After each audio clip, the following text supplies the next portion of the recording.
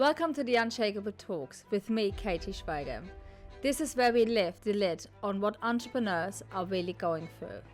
The struggles, the myths, the mistakes, and the things we've been sold to.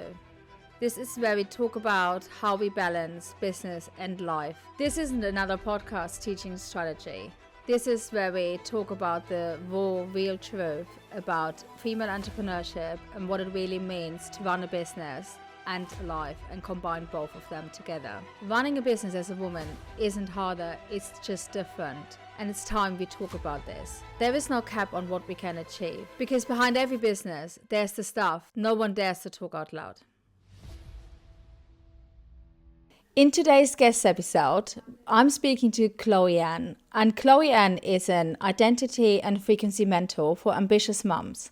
And in today's episode, we're speaking about what it really means to have your own business and what it means to go along the journey. Because people always see you at the top of your game and what you actually have achieved, but no one really sees the journey, what it takes to get there. And in today's episode, we're really diving deep into this part of being an entrepreneur. Hello, Chloe. Welcome to the Unshakable Talks. Hello. Thank you. Thank you for having me. I'm excited. I'm more excited than you are because I was very excited to have you on because you are just a very, very special human. Oh. And I've met you a little bit under a year ago, haven't I, now? And I'm really excited to speak to you because you are concentrating on identity work for ambitious women, for ambitious mums. Yes. And I find this really interesting. So tell me a little bit, how did you come to do what you're doing now? Because I know this is not your background. So tell us a little bit about this. Yes. So my journey really began when after I had my second daughter, she just did not sleep. She did not sleep. For a long time. It was like 18 months to 2 years of every hour of the night. It was crazy. So I found myself in a place where I was just moving through a very difficult time, postnatal depression, getting therapy, this kind of thing. And I remember I was standing in my kitchen one day, chaos going on around me. I've got 2 years between my girls, so two very small girls, and there was just absolute chaos. And I'd made myself feel guilty for so long because on the surface, life was great. Like, we had a beautiful house, we'd extended our house, 2 healthy kids, a lovely relationship. Like, I had everything that I had ever wanted from when I was a child. So I felt so guilty in like, why don't I feel satisfied? Why do I feel like I want more? And I put so much shame on myself for that. I put so much shame on, well, why should I want more? Why shouldn't I just be happy with what I have now? I liked my job. I was on maternity leave at the time, but I just had this realization that I need to change this. I need to do something. So from that place, I was drinking my cold tea in my kitchen. I'd literally microwaved my tea 3 times. It was still cold. And I think just sipping that tea, I thought, no, like, I've had enough. This is enough. I need to do something about this. I need to get myself back to me again. So I just went on the journey. And I got therapy for my postnatal depression. And at the same time, I invested in an event. So I wrote a post about this on my Instagram, actually. I gave £300 to a stranger. It felt like the most unhinged thing I'd ever done. Was I paid £300 for a ticket to go to a day retreat. And like, nothing was going to get posted through my door. Like, no designer bag was about to get delivered through my door. And I just spent £300. I was like, oh my God, I felt sick. I was then like, what am I doing? All of the fear crept in. I didn't tell Craig, my partner, because I was like, he's going to freaking kill me. Like, I'm on maternity leave and, you know, I've just spent £300 on, he's going to be like, what the hell are you doing? So I didn't tell him either. And I had a bit of time then. I had a few months because it wasn't until the January to like let it sink in. and genuinely just shit myself for the next 3 months, pretty much. Like, I won't know anybody there. What if I don't get anything from this? I don't have a business, you know. And I think we can do this a lot. We think we're gonna make this investment and then suddenly we feel like an imposter. What made you, sorry to interrupt you, but what made you actually make this investment? Because it's so not what the blueprint is, what you should be doing. No. It's not investing in an event. A lot of people see it more as, oh, you're going out, you're having a bit of fun. It's like a fun day out. But obviously for you, deep down, there was this deeper nudge, wasn't it? So what made you invest in this and not in an online course or anything else?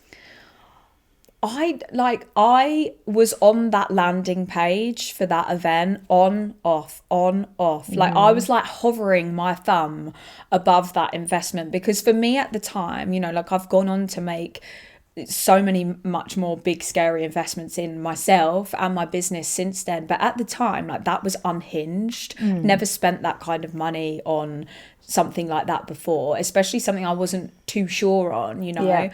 So I remember, like, I was actually in bed. It was the weekend. I was in bed. I woke up. I'd had the roughest night's sleep. I could just hear the chaos of the kids downstairs with Craig. And I was like, no, I'm like, fuck it, I'm gonna do it. And I just remember, like, hitting pay, immediately feeling sick.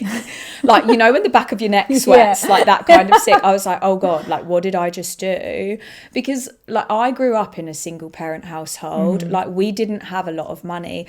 £300, like, for me, even then, was like really, really a big deal to spend that on myself, to not ask permission, to not, you know, and like, that was my savings, that was my security, especially being on maternity leave. So I just had that moment. I think sometimes, and like, this is what has served me so well, like, right throughout my journey, is that sometimes you just got to decide.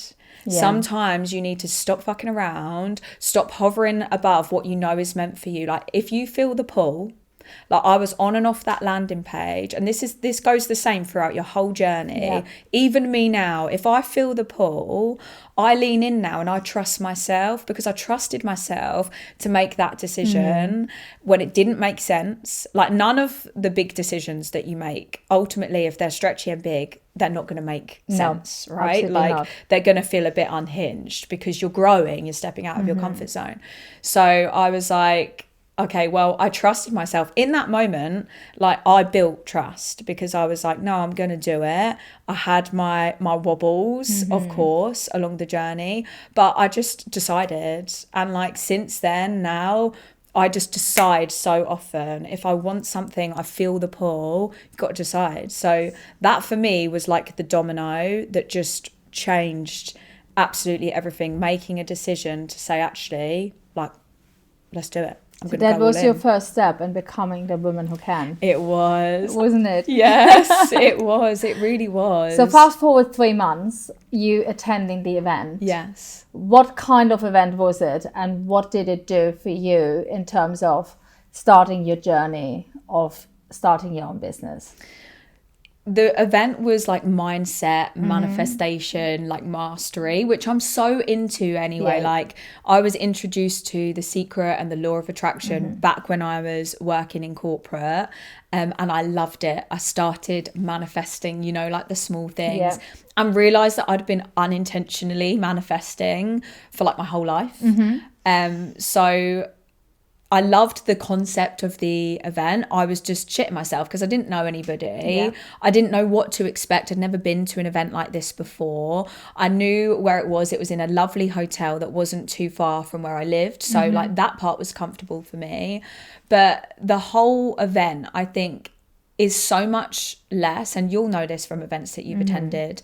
Like, it's so much less about what you learn at the event. It's actually so much more who you become. Absolutely. I walked out those doors a completely different person, and every door that I walk out of now, I'm a completely different person, which is why I see the value in putting myself in the room, putting myself in live events, virtual events, mentorship spaces, because you just grow and evolve like next level Yeah. in a way that you just don't do alone. You can do it alone. Of course, there's books, there's podcasts, there's so much out there. But where change really, really happens is like putting yourself in the room, putting yourself in mentorship. I completely agree. And also, yes, of course, we can do it on our own. Everyone can. But it just takes so much longer. Yeah. And you would probably agree with this. We are our worst enemy. So any doubt we have usually comes from ourselves, comes from conditioning, from environments we have been in, from things we've heard from childhood on. And actually sitting with yourself and just doing it on your own is the total wrong thing to do. Yes. Because you're just sitting with your own thoughts. And yes, we are both great mentors, but we also need to be pulled up on our BS sometimes. Yes. We need to have the mirror put in front of us saying, actually, this is what you should be doing, or why can't you see yourself like this? Yes. And I think this is, for me, what events really did a lot. And also, it's just showing up for yourself, just like taking that chance on yourself and saying, yeah, I'm going to that event. Yes, I don't feel comfortable and I don't feel confident because I feel like the small fish in the room.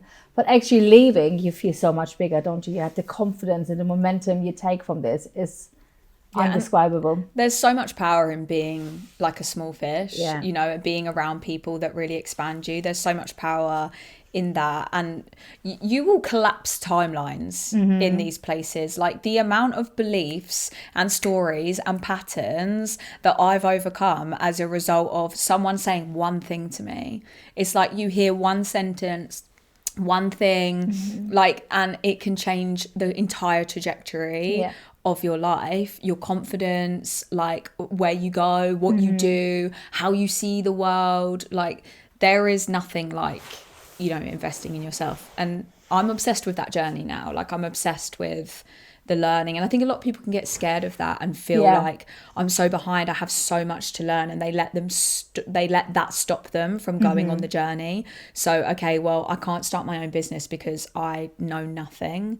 Yeah, but how exciting. It's like, super exciting. Knowledge is power. That's what I always say. Knowledge is power. And it also gives you confidence, because once you know what you're talking about, you're so much more confident within yourself. But correct me if I'm wrong, but I believe you've done your coaching alongside your corporate career for quite a while. Yes. So what was the point when you decided enough is enough? This is the path I want to go down to. This is what I really want. And when did you leave corporate? And what made you leave corporate in the end? Oh gosh, it was such like an emotional journey. I can't even lie. It was so like for my whole life, you know, like I was brought up in a single parent household, you know, like I had loads of money beliefs. You have to be safe. You have to work hard, you know, like almost from a state of fear, like at any moment in time, like you could be on your own, you know, and you need to have safety. You need to have security. So even like making that investment out of my safety and security was a big deal. So for me then to think, right, okay, like I'd always felt the pull that I am made for something bigger. I don't know where it came from. I was not academic at school. I had a bit of a shit time at school, to be honest. So to think that I could have my own business was a bit delusional in itself. So then when I went on this journey and I had my therapy and I attended this event and I'd seen coaching come up online. I didn't even know what coaching was when I saw the ad for a coaching course, but I was like, this really sounds like me. Did my course, you know, I'd attended the event, I was getting the therapy, I was reading the books, I was listening to podcasts. I'd just become obsessed with bettering myself.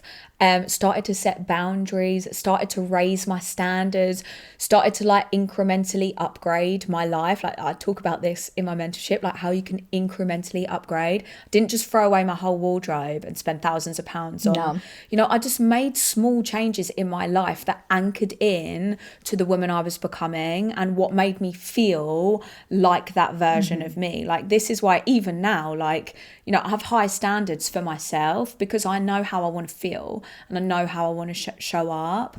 So I was in corporate and being a mum of two And I remember going back into corporate after I had my 2 girls. I had them close together because I was like, right, well, we're in COVID. I may as well be pregnant. I can't go out anyway.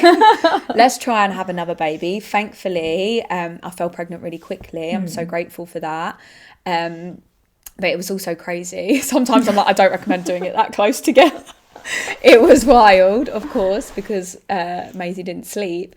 But I was being a mum. I was like running my household. I was in corporate, and I remember going back and saying, you know, I'm back now. I'm ready to progress. Like, I want to get me back again. I'm ready to be successful. And they were like, you know, it's like the lean back in the chair of like, well, you know, like, you're part-time. Do you want to put your kids to bed at night? If you do, like, just come in, do your job and go home. And I was like so deflated. I was like, why do I have to choose? I really felt like I would either have to say, okay, no, fine then, I won't put my kids to bed at night. Like, give me the opportunity. So I left so deflated, but I also left with a like, do you know what? I'm going to show you.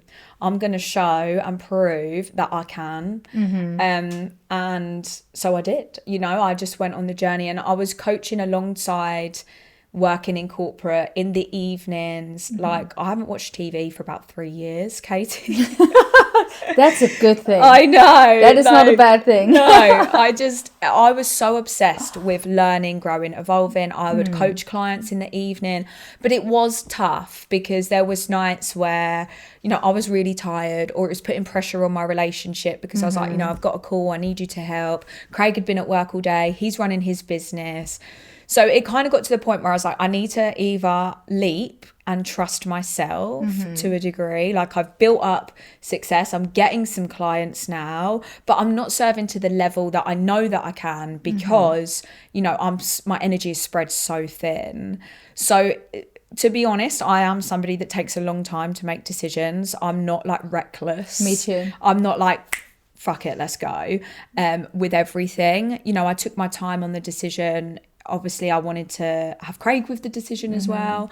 But so I made the jump. But it was very like scary, you know, like it was a lot of emotion that came with it, and a lot of like shedding a past identity of me to be able to trust myself to make that jump. And that's really scary, isn't it? Yeah. Because for me, I always say it has to do with visibility, because when you change your identity, you're becoming a different person, and people around you will see you differently. And most of us are quite scared about this, especially when you have children. Yes. And I don't know about you, but I'm assuming it's the same for you. You get all of this input from people around you. It's not something you left a secure job. Yeah. It's not something you should be doing, really. No. People are like, what are you going to do about your pension? Yeah. Like, just what all about of sick this pay and all of those things? And did you find that a lot of people around you, because I certainly had this with when I started my first company, people always looked at me like my business is a hobby. Yeah. And it's like, oh, you have it really good. Like, you can be at home with your daughter and you have a little bit of a hobby, like you can play around a little bit. So I really felt for many, many years, no one really took me seriously. No one really understands. It's bloody hard. Yeah. And I think they think you're going like delusional. Yeah. They're like, oh my goodness, you're going to leave your career. And I remember even when I left, you know, I told my family or my friends, like, you know, I've handed in my notice. And then it was like I left, and I remember like my family saying to me, right, sorry, so what is it that you're doing again? And I'm like, right, I just left my job and now you're asking me, you know. And bear in mind, I've been doing this for like 2 years at this point. Yeah. I've got my Instagram, you know, I'm like my posts, you know, boost my engagement, support me, you know. And they're like, okay, so what is it that you're doing it again? And like, I think still some of them don't understand what on earth it is that I'm doing, or like, oh yeah, she's on a podcast, oh she's on a photo shoot, oh she's doing, you know. But not everyone is going to get it. And how do you feel about this? Like, so fine, you know. Okay. At first it was really, you know, you get frustrated because you want support and you want love, and you want, like, you know, your family to support you. And I'm very lucky that I do have lots of family that support me, and I do have great friends, but not everyone's gonna get what you're doing. And I remember at the start feeling like I had to over explain myself to everyone. Even when you talk to people about, think about when you talk to people about manifestation, the law of attraction, and they're like tilting their head sideways. What is it? And I remember I got to the point where, like, people were like questioning me, and, you know, and it would be in an environment where I'm not ready to speak about it. They catch me off guard, or, you know, I was feeling not totally confident in exactly who I was and what I was doing. I was still moving through the motions.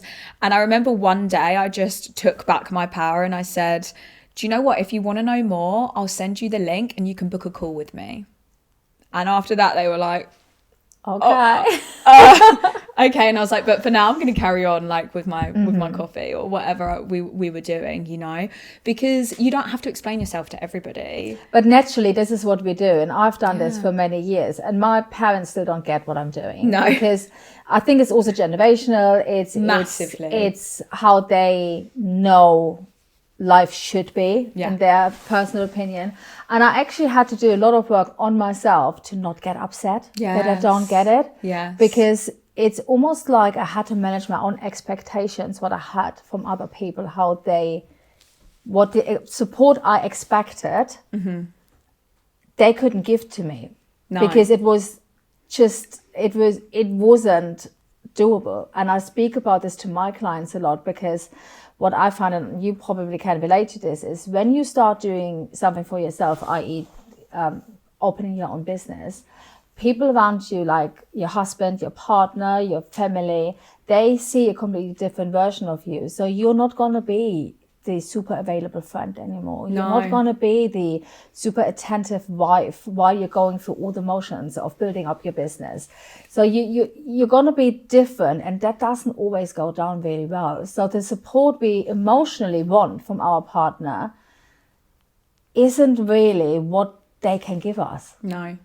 And that's really hard to learn, isn't it? It is. And I think, like, that's why, you know, getting into mentorship spaces, going to live events, surrounding yourself with people that are on the journey is so important. Because when I was in a space where the only people I had to speak about my ideas and my excitement and everything I was doing were people that just don't get it. Yeah. You're not met with the energy that you know, they're not matching your excitement. I've had this great idea, I can take on the world. Like, you listen to this podcast or a training or whatever, and then that energy can make you doubt yourself, because you're like, oh yeah, and it's like they want to bring you back down to earth, or you know, they tilt their head to the side like, oh right, okay.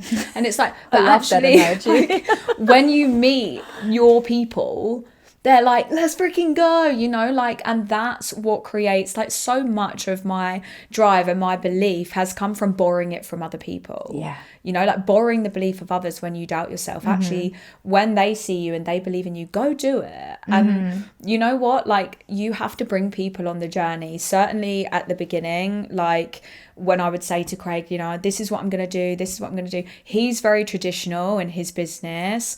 He didn't understand this whole world. He sees it so differently now. He's come right on the journey with me. Like, he supports me so much. But at first, you know, lots of people thought I was crazy. You know, lots of people thought this is, this whole industry is fake, you know. Yeah. But ultimately, you know, from their perspective, if you're growing, you're evolving, you are having fun, your energy is lifted, why does it matter what you're doing? You know? I think the problem is people they like you the way you are, because that feels familiar to them. Yes. And that feels safe. They don't understand the journey, and then they love and find you inspirational when you're at the top of your game. Yeah.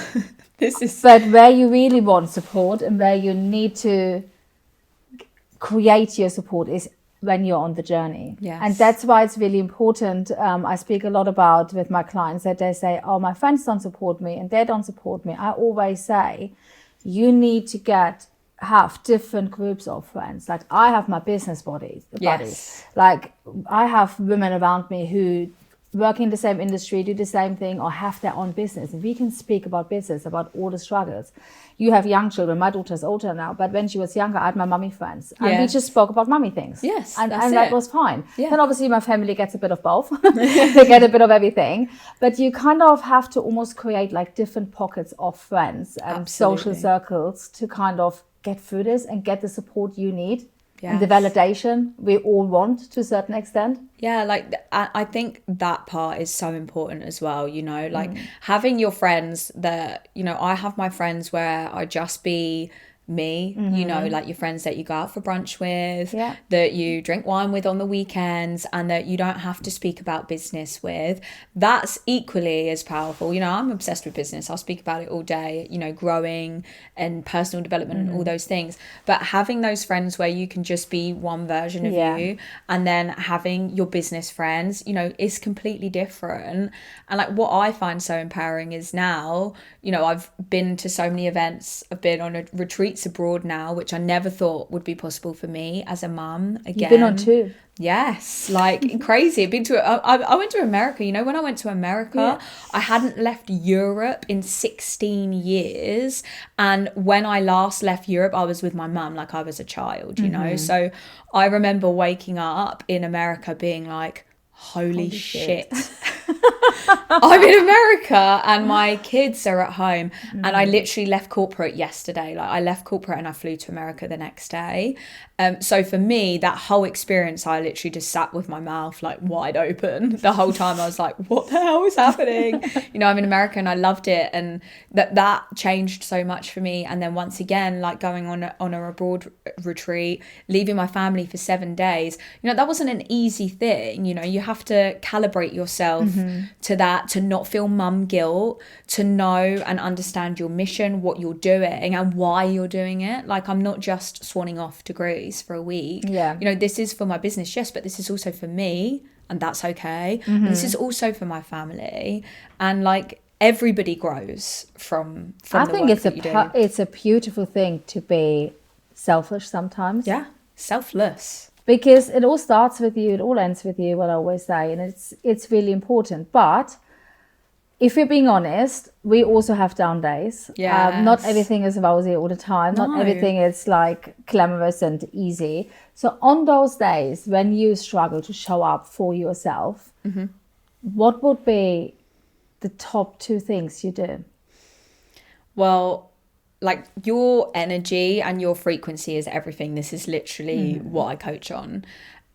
So, and like that's how my coaching really was born, because if you can have all the strategy in the world, so like I have some great mentors, I'm in some great spaces, like I know what I need to do to grow my business. If you want to grow your business, you need to, you know, be visible, attract more clients, have great offers, sell. The same way that if you need to lose weight, you need to probably prioritize nutrition, prioritize exercise. Like people genuinely know what they need to do, but they don't do what they know. And often that comes because their energy and their frequency is not where it needs to be in order to build off of it with action.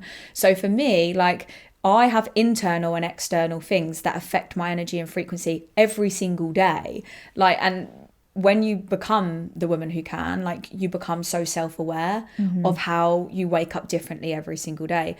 So, you know, my hormones can affect it, how much sleep I've had, what's going on at home, how my children are acting, you know, if Craig's busy in business and I'm taking on more at home or vice versa. There's so much that will affect it. So for me, I just have a really solid routine, and it's like, it's not even basics, you know, people think back to basics, it's just fundamentals and it will be different for everyone. But fueling your body, you know, and fueling your mind. Think about how you have a diet for your body, you have a diet for your mind. Like, what do you need to silence? What do you need to remove? What do you need to put in? What do you need to listen to? Who do you need to be around? Like, think about your environment. Environment to thrive is one of our like key pillars in The Woman Who Can.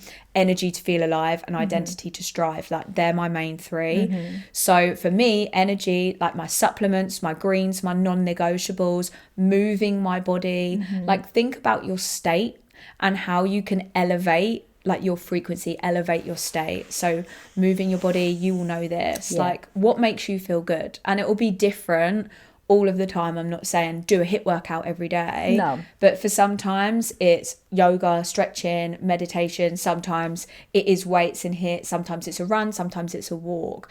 But think about like your daily non-negotiables, so that when your energy is off, you just know, you will start to know what you need to do in order to elevate it again. So they're like my go-tos. I'll just go to like my energy, my environment, and my identity. So energy, what I'm putting in, how I'm feeling energized, my movement, my environment. Do I need to get out the house? Do I need to go to a coffee shop? Do I need to see a friend?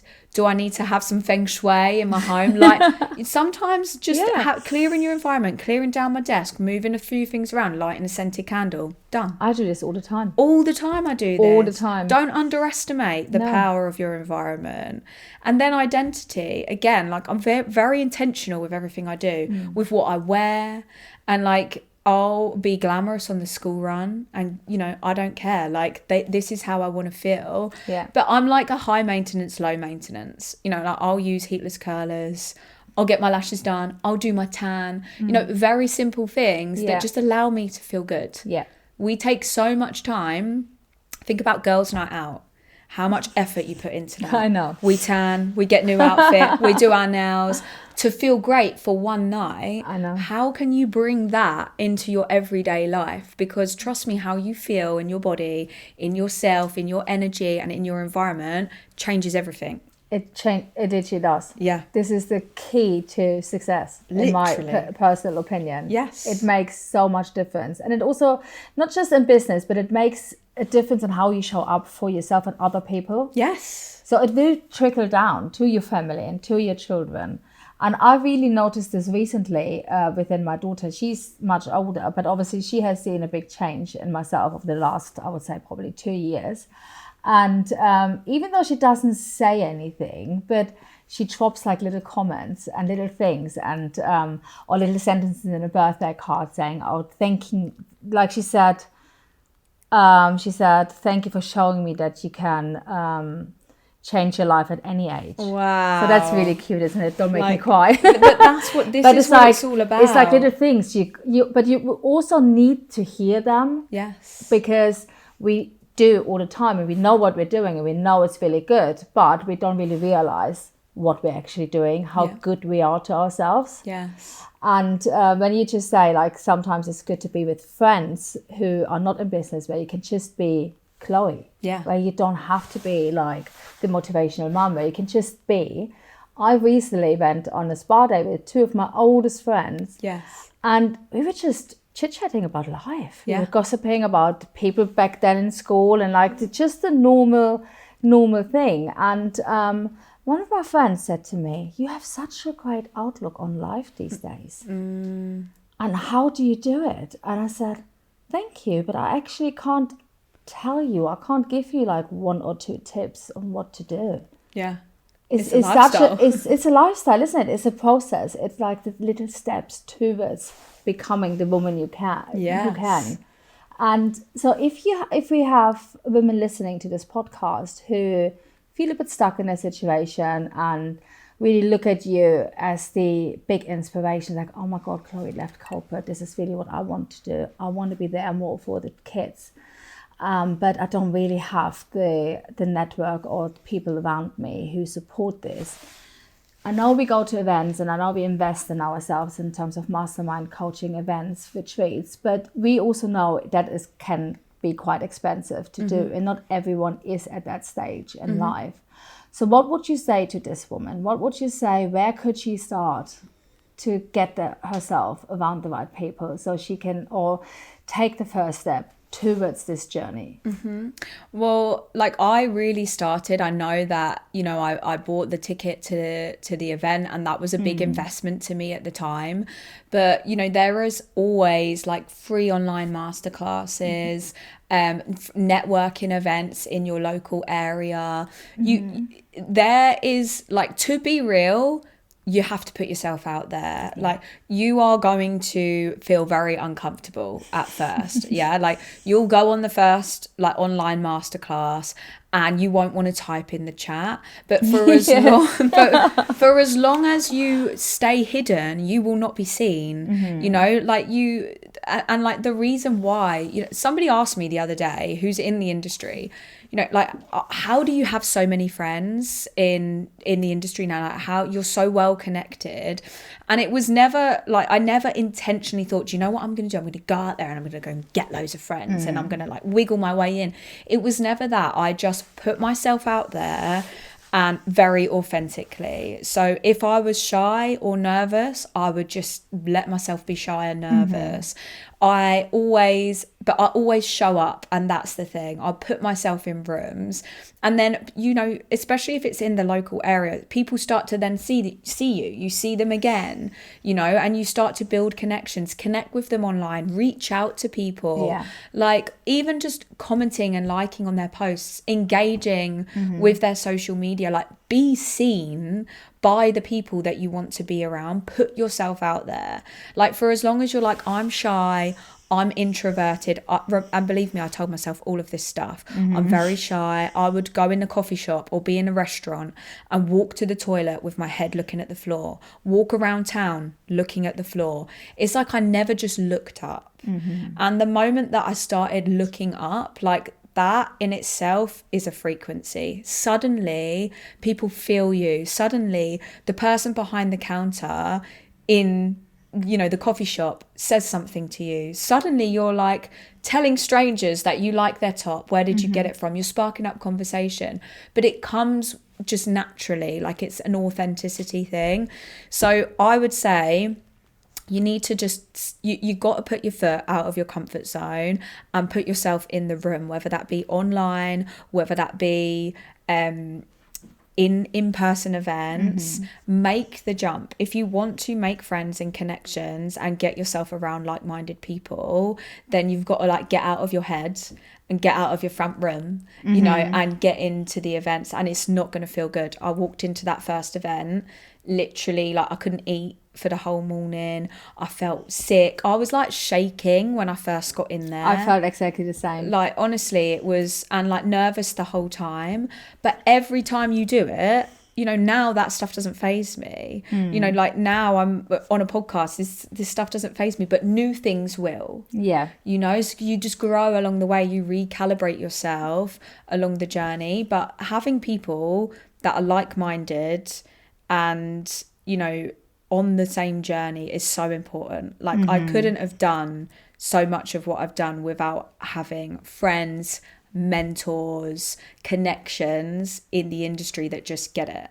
Yeah. And it is important to have your friends where you can chat and gossip and, you know, just be you. And that doesn't mean that you're inauthentic. That's the other thing. Like, you can... it's part of you, isn't it? Yeah. We're not just always on. We're not just always business.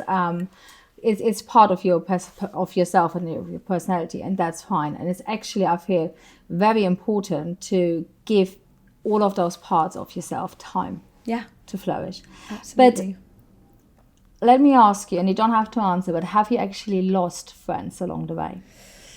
Have people stepped away from you or distanced themselves? You know what, like, this is a really big thing along the journey. Like, you will go through phases. Like, I remember having a phase where I was like, oh my God, what's happening to my relationship? Like, am I suddenly growing and evolving in a way that's like, am I growing apart from my long-term relationship? Like, this is my children's dad. Like, you know, and it's a very scary part of the journey. You're shedding so many layers, especially when other people don't get what so then you feel misunderstood.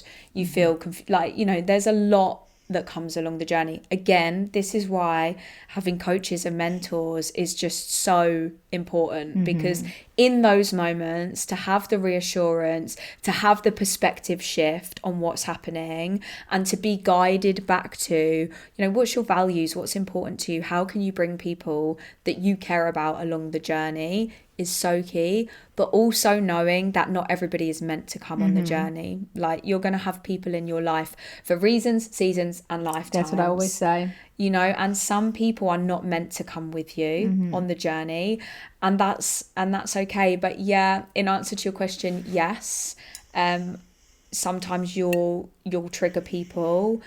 You'll have people that think that you've changed. Congratulations, that's what you're meant to do. You know, you're meant to change. Not everybody likes it. Suddenly you're not the available friend anymore. Suddenly you don't answer every phone call. Suddenly you're making new friends. People feel triggered by that. And it's just how you manage and lead yourself through that. And, you know, make sure that you still do show up for your friends in a way that's in alignment for you. So don't get so lost on the journey that you're like, you know, fuck everyone else. Because often people try and keep you safe and try and keep you small from love.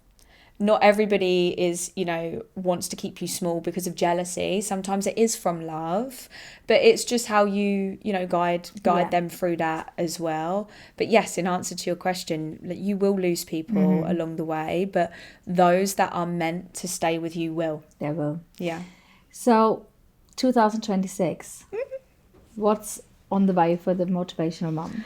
Oh my gosh, so much is happening at the moment, which is amazing. And I know we were chatting before the podcast actually, that it's so great when you get to the point in your business where you're like, oh my goodness, I cannot believe this is happening, holy shit. And like that holy shit is a frequency, by the way.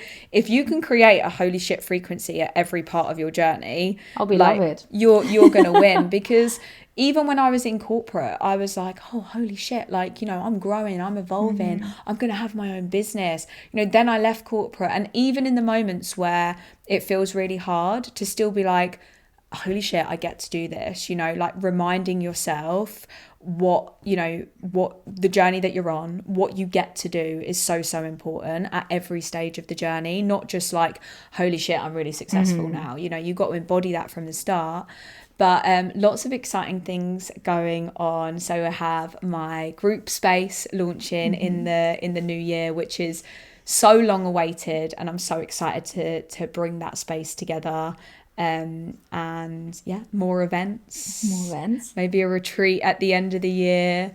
I won't say too much, but yeah, lots of exciting your own things retreat happening. Or attending a retreat? I will definitely attend a retreat again. Like I loved going on retreat this year in Greece. It was so transformational for me, so out of my comfort zone. I grew and learned so much. But yes, I would love to host my own retreat. So watch this space. I can't wait. I think that like retreats are absolutely life-changing. They are. And so on so many different levels. So I will look out for this one. Yeah. Yes, I definitely will.